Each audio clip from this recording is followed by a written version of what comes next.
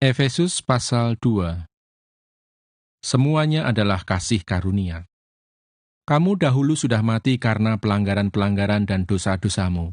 Kamu hidup di dalamnya karena kamu mengikuti jalan dunia ini, karena kamu mentaati penguasa kerajaan angkasa, yaitu roh yang sekarang sedang bekerja di antara orang-orang durhaka. Sebenarnya dahulu kami semua juga terhitung di antara mereka ketika kami hidup di dalam hawa nafsu daging dan menuruti kehendak daging dan pikiran kami yang jahat. Pada dasarnya, kami adalah orang-orang yang harus dimurkai, sama seperti mereka yang lain. Tetapi Allah yang kaya dengan rahmat, oleh karena kasih-Nya yang besar, yang dilimpahkannya kepada kita, telah menghidupkan kita bersama-sama dengan Kristus, sekalipun kita telah mati oleh kesalahan-kesalahan kita. Oleh kasih karunia, kamu diselamatkan, dan di dalam Kristus Yesus, Ia telah membangkitkan kita juga dan memberikan tempat bersama-sama dengan Dia di sorga, supaya pada masa yang akan datang, Ia menunjukkan kepada kita kekayaan kasih karunia-Nya yang melimpah-limpah sesuai dengan kebaikan-Nya terhadap kita dalam Kristus Yesus. Sebab karena kasih karunia, kamu diselamatkan oleh iman. Itu bukan hasil usahamu, tetapi pemberian Allah. Itu bukan hasil pekerjaanmu. Jangan ada orang yang memegahkan diri. Karena kita ini buatan Allah, diciptakan dalam Kristus Yesus untuk melakukan pekerjaan baik yang dipersiapkan Allah sebelumnya. Ia mau supaya kita hidup di dalamnya. Dipersatukan di dalam Kristus. Karena itu ingatlah bahwa dahulu kamu sebagai orang-orang bukan Yahudi menurut daging, yang disebut orang-orang tak bersunat oleh mereka yang menamakan dirinya sunat, yaitu sunat lahiriah yang dikerjakan oleh tangan manusia, bahwa waktu itu kamu tanpa Kristus, tidak termasuk kewargaan Israel dan tidak mendapat bagian dalam ketentuan-ketentuan yang dijanjikan, tanpa pengharapan dan tanpa Allah di dalam dunia. Tetapi sekarang di dalam Kristus Yesus, kamu yang dahulu jauh sudah menjadi dekat oleh darah Kristus. Karena Dialah damai sejahtera kita, yang telah mempersatukan kedua pihak dan yang telah merubuhkan tembok pemisah, yaitu perseteruan, sebab dengan matinya sebagai manusia, Ia telah membatalkan hukum Taurat dengan segala perintah dan ketentuannya, untuk menciptakan keduanya menjadi satu manusia baru di dalam dirinya, dan dengan itu mengadakan damai sejahtera, dan untuk memperdamaikan keduanya di dalam satu tubuh dengan Allah oleh salib, dengan melenyapkan perseteruan pada salib itu. Ia datang dan memberitakan damai sejahtera kepada kamu yang jauh, dan damai sejahtera kepada mereka yang dekat. Karena oleh Dia, kita, kedua pihak dalam satu roh, beroleh jalan masuk kepada Bapa.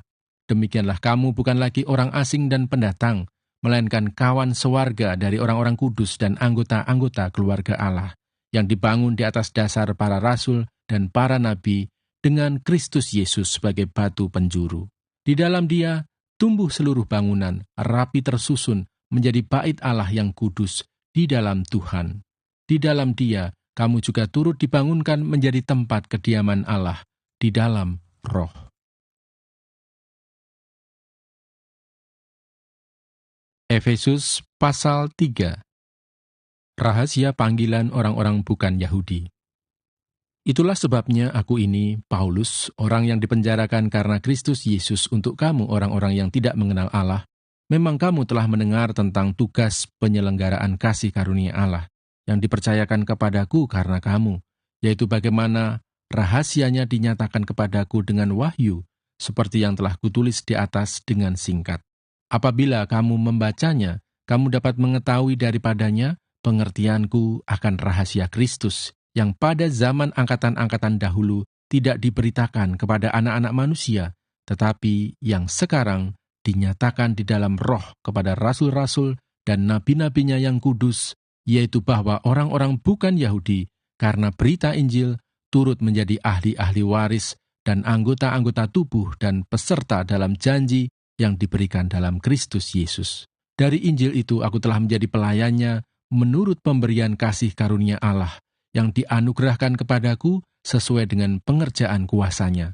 Kepadaku, yang paling hina di antara segala orang kudus, telah dianugerahkan kasih karunia ini, untuk memberitakan kepada orang-orang bukan Yahudi kekayaan Kristus yang tidak terduga itu, dan untuk menyatakan apa isinya tugas penyelenggaraan rahasia yang telah berabad-abad tersembunyi dalam Allah yang menciptakan segala sesuatu, supaya sekarang oleh jemaat diberitahukan pelbagai ragam hikmat Allah kepada pemerintah-pemerintah dan penguasa-penguasa di surga, sesuai dengan maksud abadi yang telah dilaksanakannya dalam Kristus Yesus, Tuhan kita. Di dalam Dia, kita beroleh keberanian dan jalan masuk kepada Allah dengan penuh kepercayaan oleh iman kita kepadanya. Sebab itu aku minta kepadamu, supaya kamu jangan tawar hati melihat kesesakanku karena kamu, karena kesesakanku itu adalah kemuliaanmu. Doa Paulus. Itulah sebabnya aku sujud kepada Bapa, yang daripadanya semua turunan yang di dalam surga dan di atas bumi menerima namanya. Aku berdoa supaya Ia, menurut kekayaan kemuliaannya, menguatkan dan meneguhkan kamu oleh rohnya di dalam batinmu, sehingga oleh imanmu, Kristus diam di dalam hatimu, dan kamu berakar serta berdasar di dalam kasih. Aku berdoa supaya kamu bersama-sama dengan segala orang kudus dapat memahami betapa lebarnya dan panjangnya dan tingginya dan dalamnya kasih Kristus, dan dapat mengenal kasih itu sekalipun ia melampaui segala pengetahuan. Aku berdoa supaya kamu dipenuhi di dalam seluruh kepenuhan Allah. Bagi Dialah yang dapat melakukan jauh lebih banyak daripada yang kita doakan atau pikirkan, seperti yang ternyata dari kuasa yang bekerja di dalam kita. Bagi Dialah kemuliaan di dalam jemaat dan di dalam Kristus Yesus turun-temurun sampai selama-lamanya. Amin. Efesus pasal 4. Kesatuan jemaat dan karunia yang berbeda-beda. Sebab itu aku menasihatkan kamu, aku orang yang dipenjarakan karena Tuhan, supaya hidupmu sebagai orang-orang yang telah dipanggil berpadanan dengan panggilan itu. Hendaklah kamu selalu rendah hati, lemah lembut dan sabar. Tunjukkanlah kasihmu dalam hal saling membantu, dan berusahalah memelihara kesatuan roh oleh ikatan damai sejahtera, satu tubuh dan satu roh. Sebagaimana kamu telah dipanggil kepada satu pengharapan yang terkandung dalam panggilanmu, satu Tuhan, satu iman, satu baptisan, satu Allah dan Bapa dari semua, Allah yang di atas semua dan oleh semua dan di dalam semua. Tetapi kepada kita masing-masing telah dianugerahkan kasih karunia menurut ukuran pemberian Kristus. Itulah sebabnya, kata Nas, tatkala ia naik ke tempat tinggi, ia membawa tawanan-tawanan, ia memberikan pemberian-pemberian kepada manusia. Bukankah ia telah naik, berarti bahwa ia juga telah turun ke bagian bumi yang paling bawah. Ia yang telah turun, ia juga yang telah naik jauh lebih tinggi daripada semua langit, untuk memenuhkan segala sesuatu. Dan ialah yang memberikan baik rasul-rasul maupun nabi-nabi, baik pemberita-pemberita Injil maupun gembala-gembala dan pengajar-pengajar, untuk memperlengkapi orang-orang kudus bagi pekerjaan pelayanan, bagi pembangunan tubuh Kristus, sampai kita semua telah mencapai kesatuan iman dan pengetahuan yang benar tentang anak Allah, kedewasaan penuh dan tingkat pertumbuhan yang sesuai dengan kepenuhan Kristus. Sehingga kita bukan lagi anak-anak yang diombang-ambingkan oleh rupa-rupa angin pengajaran, oleh permainan palsu manusia dalam kelicikan mereka yang menyesatkan.